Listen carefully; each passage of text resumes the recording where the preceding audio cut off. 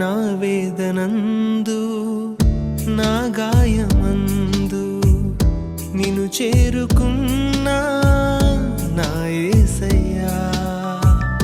నీ చరణమందు నీ ధ్యానమందు నిన్ను కోరుకున్నా నీ ప్రేమకై. కరుణించినావు, నన్ను పిలిచినావు, గమనించినావు, ఘనపరచినావు. నీవేగ దేవా